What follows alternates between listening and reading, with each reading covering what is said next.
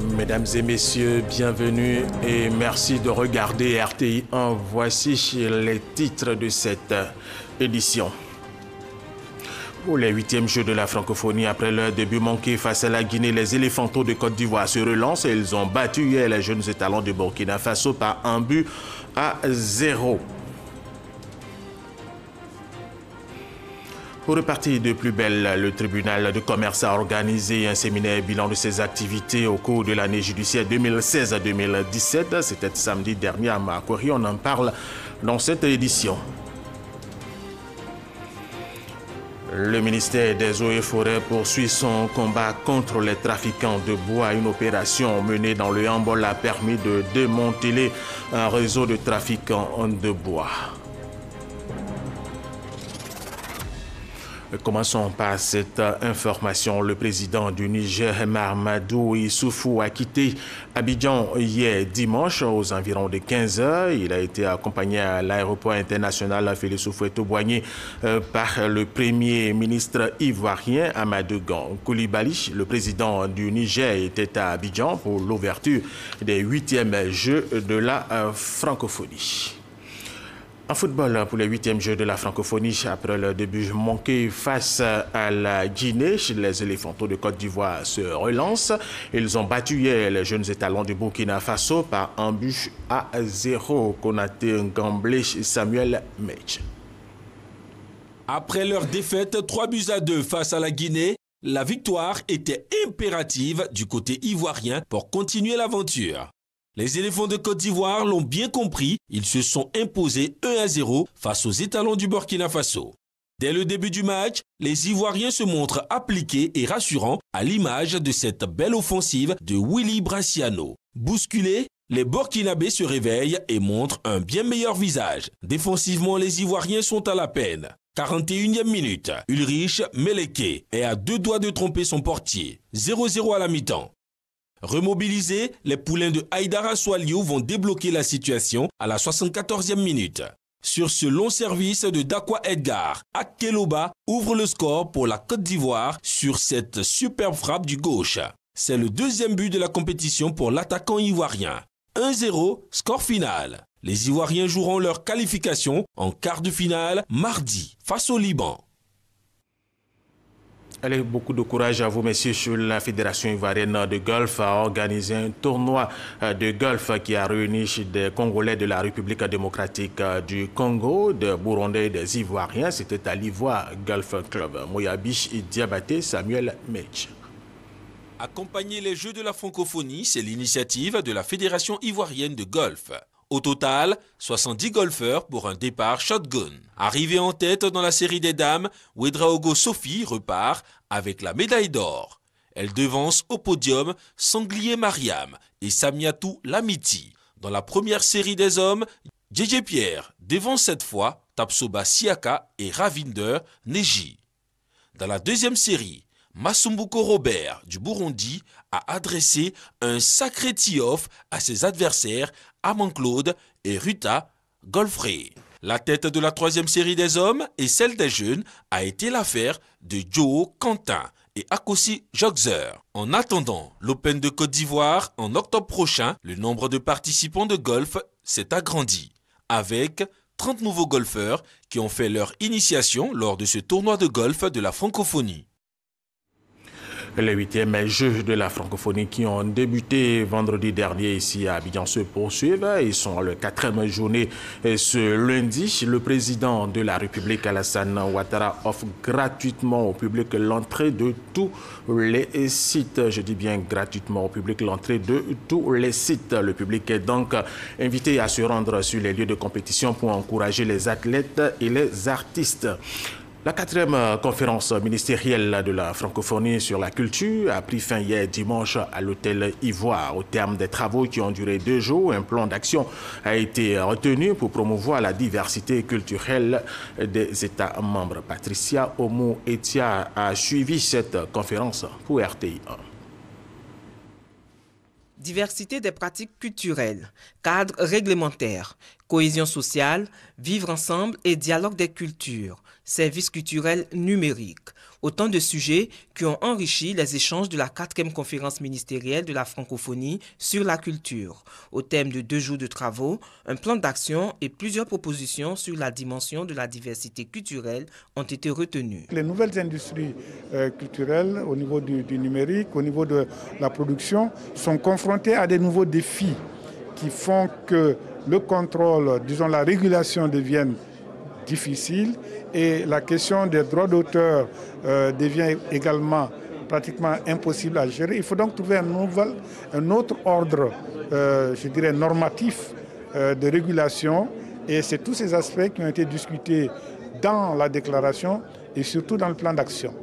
Ce plan d'action s'est beaucoup appesanti sur la promotion des expressions, l'aide, la création d'écosystèmes pour permettre la promotion de la culture et des créativités des industries culturelles pour faire de la culture, comme on le sait, un outil du développement. 2 propositions ont été émises quant à la périodicité des rencontres. Il faut souligner que la dernière conférence ministérielle de la francophonie a eu lieu en 2001 à Cotonou, au Bénin. Au niveau de la périodicité, les avis sont partagés. Il y en a qui veulent que ce soit certains États proposent qu'il y ait une périodicité de 2 ans, mais nous nous acheminons très probablement vers une périodicité de 4 ans pour lier ça à la programmation de l'organisation, mais aussi faire face de manière pragmatique aux efforts de concertation, d'organisation que nécessite une conférence de cette envergure. 16 ans après la suspension de la dite conférence ministérielle, cette 4e rencontre s'est tenue autour du thème « Une ambition francophone pour la culture ». En marge des 8e Jeux de la francophonie, l'Université de la citoyenneté et de la bonne gouvernance initie une caravane intitulée Libre Ensemble dans 8 communes du district d'Abidjan. Objectif, faire la promotion de la paix. Et cette caravane qui débute ce lundi prend fin le 27 juillet. Sayo Tchono. Une caravane pour promouvoir les valeurs du libre ensemble. Il s'agit à travers cette activité pour l'université de la citoyenneté, de la bonne gouvernance, de profiter de l'organisation des 8e Jeux de la francophonie pour véhiculer et inculquer l'esprit de paix au sein de la population. La francophonie vient avec toutes ses valeurs et au nom de ces valeurs figure le libre ensemble. Et pour porter ces valeurs au cœur de la population, il y aura une caravane et une série d'activités. Donc un libre tour, libre ensemble, qui va permettre justement aux populations de comprendre un peu ces valeurs-là, qui sont les valeurs de cohésion, de partage, de solidarité. Quand un artiste chante, quel que soit le problème que tu as, mais tu retrouves la joie. Donc eux-mêmes, c'est des vecteurs de paix. Et alors, dès qu'on a entendu parler de cette caravane à la francophonie, je pense qu'en principe, les artistes devaient prendre une part active à cela. Nous sommes très heureux de nous associer à l'organisation et nous nous rendrons utiles pour la caravane Libre Tour afin de communiquer avec les populations sur ces valeurs promues par l'OIF, bien sûr en marge des Jeux de la francophonie. La caravane Libre Ensemble va sillonner 8 communes pour promouvoir les valeurs de la francophonie que sont l'amour, la paix et la solidarité. Les initiateurs entendent poursuivre leurs actions au-delà des Jeux de la francophonie d'Abidjan. Et nous vous proposons maintenant un aperçu du programme des 8e Jeux de la francophonie. Ce lundi, il y a de l'athlétisme au stade Félix Houphouët-Boigny depuis ce matin. Il y a du football cet après-midi au Parc des Sports et au stade Chanroux avec un certain France-RDC à 18h. Il y a la lutte libre au Palais des Sports et du basketball. Et pour cette discipline, la Côte d'Ivoire joue à 18h contre le Gabon. Il y a par ailleurs ce lundi des concours culturels, la peinture, la photographie, la littérature, la danse et bien d'autres disciplines. Le village Saint-Jean de Cocody, un site des 8e Jeux de la francophonie, a ouvert ses portes samedi dernier. C'était en présence du maire de la commune de Cocody, Ngouaka Mathias. Cette délégation de divers pays vont animer ce site à travers leur richesse culturelle. Frédéric Oulaï, Abou-Sadogo. Il est un peu plus de 17h ce samedi 22 juillet. Nous sommes à Saint-Jean dans la commune de Cocody. Un espace transformé pour l'occasion en village des 8e Jeux de la francophonie 24 heures après la cérémonie officielle d'ouverture. Le représentant du ministre chargé des 8e Jeux de la francophonie l'a ouvert. La francophonie, c'est la diversité culturelle, c'est le vivre ensemble, c'est la solidarité. Et Cocody donne l'exemple. Cocody, quartier leader, montre une fois de plus sa place dans la commune d'Abidjan. En présence de ses pairs d'Atokoubé et d'Anyama, Ungwan Akamatias se félicite d'accueillir l'événement dans sa commune. Pour la Côte d'Ivoire, c'est un grand moment pour montrer à la face du monde que la Côte d'Ivoire est de retour dans le concert des nations. Et c'est pourquoi Cocody s'est approprié ces jeux pour marquer cette rage de réussite, le 8e jeu de la francophonie en Côte d'Ivoire. Les délégations venues du Canada, du Bénin, du Cap-Vert et du Gabon vont compétir sur ce site. Une culture tellement belle, riche, colorée et diversifiée. Nous avons des artistes dans plusieurs catégories également, mais surtout, nous sommes le prochain pays hôte des Jeux de la francophonie en 2021. Pendant 10 jours, Cocody va vibrer aux couleurs des 8e Jeux de la francophonie. Des stands ont été dressés pour accueillir visiteurs et spectateurs sous les regards vigilants des agents de la police nationale qui veillent à la sécurité du village. Elle est tout à fait autre chose à présent. L'État de Côte d'Ivoire, représenté par le ministère de l'Industrie et des Mines et la compagnie minière du Bafing, ont signé une convention portant exploitation du nickel dans l'ouest de notre pays. C'est un gisement de 60 millions de tonnes qui sera exploité sur une période de 20 à 25 ans par cette société, nous dit Jean-Luc Bango. Le sous-sol de la Côte d'Ivoire enferme, selon les estimations du ministère de l'Industrie et des Mines, 298 millions de tonnes de nickel. Mais cette ressource demeure inexploitée jusqu'à présent. La signature de la convention entre l'État de Côte d'Ivoire et la compagnie minière du Bafing marque ainsi le début de l'exploitation de ce minerai, essentiel dans la fabrication de l'acier inoxydable. C'est effectivement la première fois que nous signons une convention pour l'exploitation d'un gisement de nickel, et pas n'importe quel gisement, un grand gisement de nickel. Convention que nous venons de signer, c'est un nouveau minerai qui va être développé, exploité et exporté. Donc ça place notre pays vraiment comme sur le radar des pays producteurs de nickel sur le continent africain.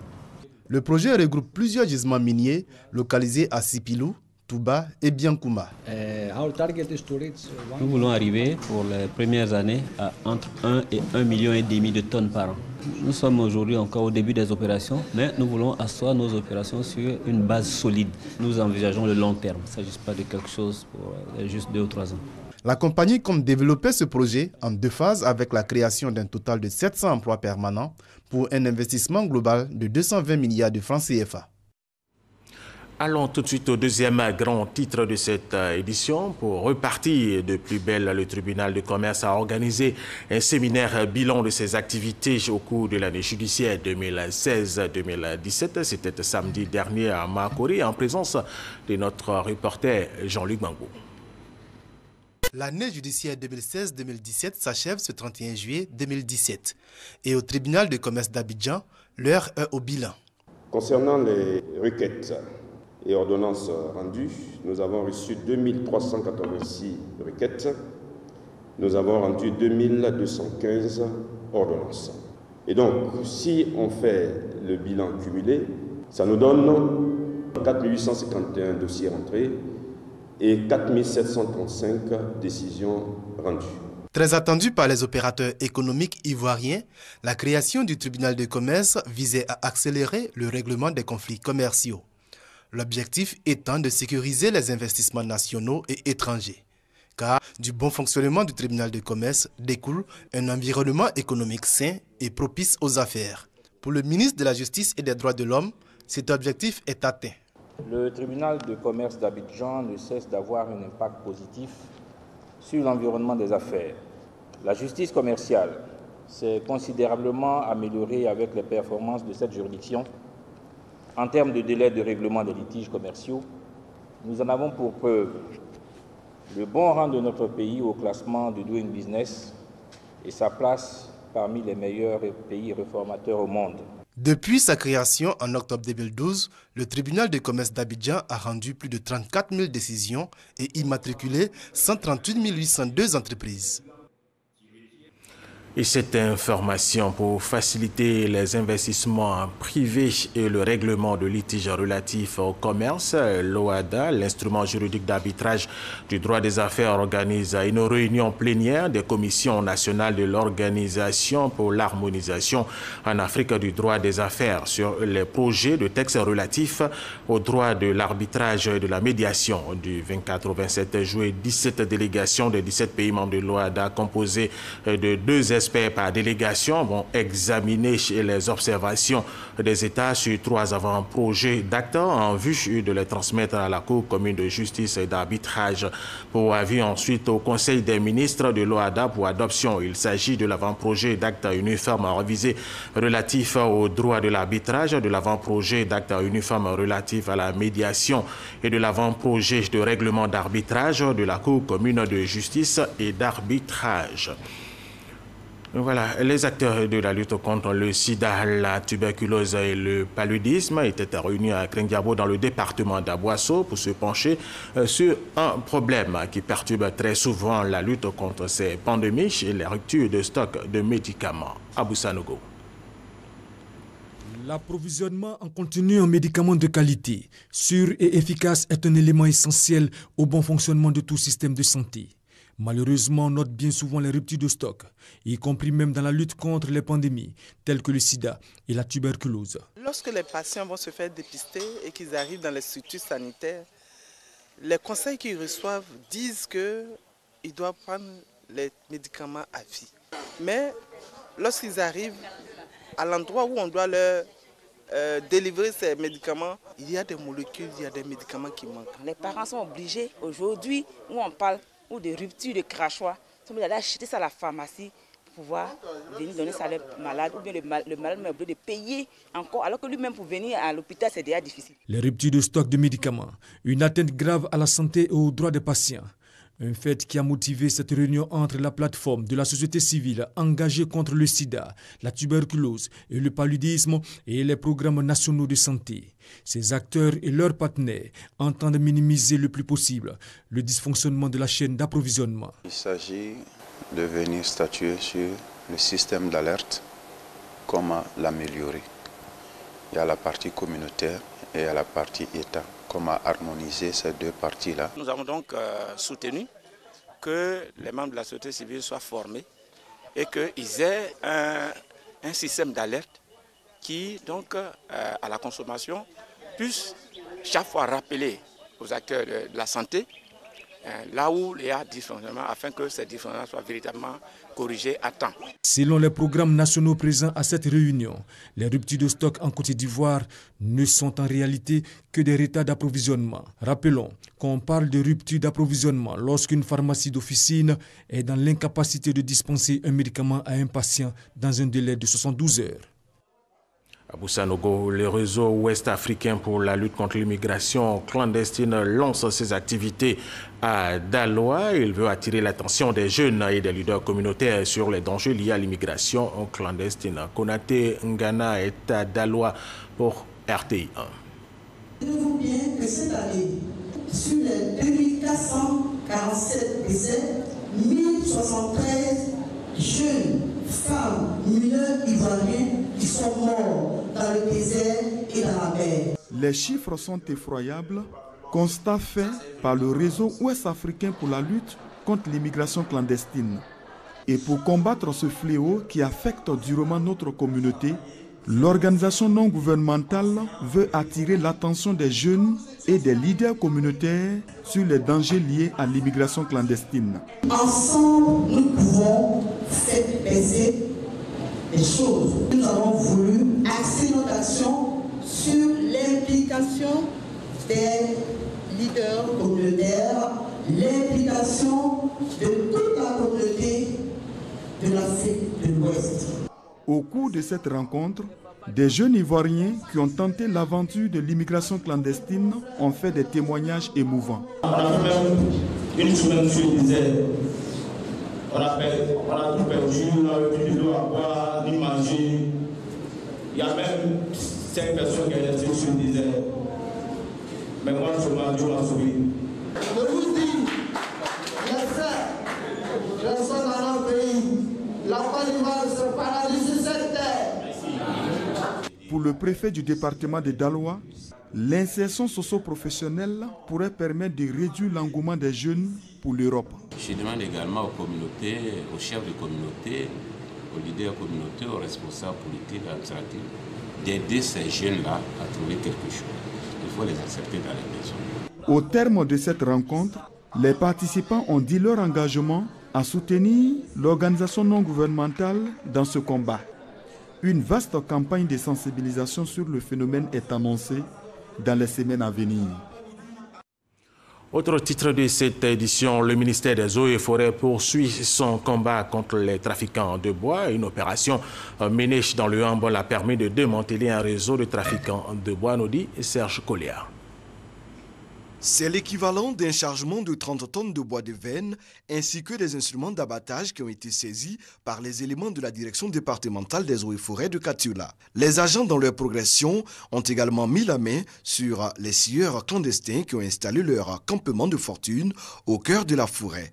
Ils abattent et se livrent à la transformation des bois en madriers prêts à être écoulés sur le marché local et dans la sous-région. Le commanditaire de toute cette fraude serait un opérateur installé dans la région. On a pu interpeller 4 chefs de terre et puis 3 individus. C'est surtout des messages qu'on voudrait lancer à l'endroit des populations. Dans un premier temps, c'est aux autorités coutumières, les chefs de village et chefs de terre, parce que dans les enquêtes, il a été révélé que c'est ces derniers-là qui donnent la terre aux exploitants pour venir couper le bois, moyennant des miettes. Selon le directeur départemental des eaux et forêts de Katiula, ses agents et lui sont en état de veille pour faire échec à toute tentative d'exploitation illicite du bois en général, mais surtout du bois de veine dans la région de Katiula. Le bois de veine est une essence très prisée sur le marché international. Cependant, la coupe, le transport, la transformation et la commercialisation sont interdits en Côte d'Ivoire par un décret pris en 2013. Tous les suspects répondront de leurs actes devant les juridictions compétentes, ont indiqué les responsables des eaux et forêts de Katiula. Serge Colliard, le préfet de région du Haut-Sassandra était dans les sous-préfectures de Bédiala et de Gonaté pour rencontrer les populations et leur parler de cohésion sociale nécessaire pour le développement de ces localités. Parlons de cette rencontre avec notre reporter Kwasi Babadou. La remise de l'arrêté de nomination de 3 chefs de village de la sous-préfecture de Bédiala a été le prétexte du déplacement du préfet de la région du Haut-Sassandra dans cette circonscription administrative. Le préfet Priva Bako Anatole est entouré de sensibilisation sur la préservation et le renforcement de la cohésion sociale et du climat de paix qui prévaut dans la région. Le député de la circonscription électorale de Bédiala, de Gonaté et de Gadouan, Michel Thibotien, a présenté au préfet les actions menées pour le retour du vivre ensemble et aussi pour le bien-être des populations. Il a également demandé aux chefs traditionnels ainsi qu'aux chefs de communauté à tout mettre en œuvre pour préserver la paix sociale. Bédiala a besoin d'une brigade de gendarmerie ici pour juguler la question de l'insécurité. Le préfet de la région du Haut-Sassandra, Priva Bako Digbe Anatole, a salué les initiatives des cadres pour le développement de leur localité ainsi que pour le retour du vivre ensemble. C'est pourquoi il invite la population à soutenir les efforts des cadres et ceux du gouvernement. Il y a des préoccupations dont les solutions relèvent du pouvoir. Mais il y a aussi des préoccupations qui peuvent être prises en compte et réalisées sur place avec les cadres et les élus. Donc c'est ce que nous faisons. Nous enregistrons les préoccupations, puis nous passons le message du gouvernement, le message de paix et tous les programmes de développement qui sont initiés actuellement par le gouvernement. Nous voyons avec la population dans quelle mesure on peut solliciter leur implication pour le développement de ce département et de cette région de façon générale. Après Bédiala, le préfet de la région du Haut-Sassandra s'est rendu dans la sous-préfecture de Gonaté. Ici également, il a prôné le message du vivre ensemble et du maintien du climat social. Il a aussi exhorté les cadres à taire les divergences politiques et à s'unir pour le développement de la région du Haut-Sassandra. Message que ces cadres ont décidé de traduire en actes pour le bien-être des populations. Voici Mamadou, un mot de religion à présent. L'Église catholique a fêté les 25 ans du diocèse de Yamoussoukro. Des milliers de fidèles catholiques ont fait le déplacement de Yamoussoukro pour cette célébration. Et notre reporter Abdul-Kader Sogodogo Guédouma était à Yamoussoukro pour l'événement. Basilique de Yamoussoukro, sanctuaire dédié à la très sainte Vierge Marie, Notre-Dame de la Paix, retrouve son monde des grands moments. Le diocèse de Yamoussoukro célèbre ses 25 ans. Une messe de reconnaissance à Dieu pour ce jubilé d'argent est suivie par des milliers de fidèles catholiques. Cantiques, prières et surtout la bénédiction du pape à l'occasion de cet événement est lue par le nonce apostolique. La bénédiction apostolique à l'occasion du 25e anniversaire de l'érection du diocèse de Yamoussoukro invoque sur eux et sur tous ceux qui prendront part à la célébration jubilaire par l'intercession de Notre-Dame de la Paix et de Saint Augustin, l'abondance des grâces divines. Après la bénédiction papale, le premier responsable du diocèse, lui, sème la graine de l'espérance. Le diocèse de Yamoussoukro couvre les localités de Tébissou, Kossou, Tiemilokro, Dembokro, Tumodi, Mpato, Ravia, Kokumbo et Kwasi-Kwasiko. Le diocèse compte 23 paroisses contre une dizaine à son ouverture en 1992.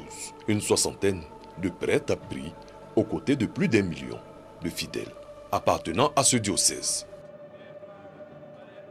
Toujours en religion, l'association des conseils chrétiens et églises en Afrique de l'Ouest, ACAO, a installé il y a de cela quelques jours son tout nouveau secrétaire général. Il s'agit de l'Ivoirien, le révérend pasteur Jacques Agnimel Niagne de l'église méthodiste unie de Côte d'Ivoire pour un mandat de 3 ans. L'ACAO regroupe 13 pays de l'Afrique de l'Ouest et elle a pour objectif de contribuer à la paix et à la sécurité dans l'espace ouest africain. Godefroy Okambawa, Sitasoro. Parler d'une seule voix en vue de promouvoir la paix, la sécurité et le développement en Afrique de l'Ouest, c'est l'un des objectifs qui s'est assigné l'Association des conseils chrétiens et églises en Afrique de l'Ouest, ACAO. Les efforts de l'ACAO ont déjà porté leurs fruits à travers l'établissement des relations pacifiques entre chrétiens et musulmans. Réunis à Abidjan, il s'agit pour ces religieux de présenter le nouveau secrétaire général de l'association pour le mandat 2017-2020. C'est une œuvre hautement spirituelle, donc il a besoin de la prière de tout le monde, de tous les chrétiens méthodistes, même de tous les chrétiens de Côte d'Ivoire, parce que cela honore la Côte d'Ivoire tout entière. L'ACAO regroupe 13 pays de l'Afrique de l'Ouest. Cette cérémonie d'installation du tout nouveau secrétaire général exécutif de l'association a été précédée d'une conférence de ses leaders d'église sur les questions d'environnement et d'équilibre alimentaire dans l'espace ouest-africain. L'opposition congolaise a dévoilé samedi dernier son calendrier d'action pour obtenir le départ du président Joseph Kabila avec 2 journées ville mortes, les 8 et 9 août, des meetings le 20 août et un appel à la désobéissance civile à partir du 1er octobre. L'annonce a été faite à Kinshasa. Revenons sur cette information pour terminer cette édition, les 8e Jeux de la francophonie qui ont débuté vendredi dernier ici à Abidjan se poursuivent. Ils sont à leur 4e journée ce lundi. Le président de la République, Alassane Ouattara, offre gratuitement au public l'entrée de tous les sites. Le public est donc invité à se rendre sur les lieux de compétition pour encourager les athlètes et les artistes. Voilà, c'est la fin de cette édition. Merci de l'avoir suivi et restez avec nous sur RTI1.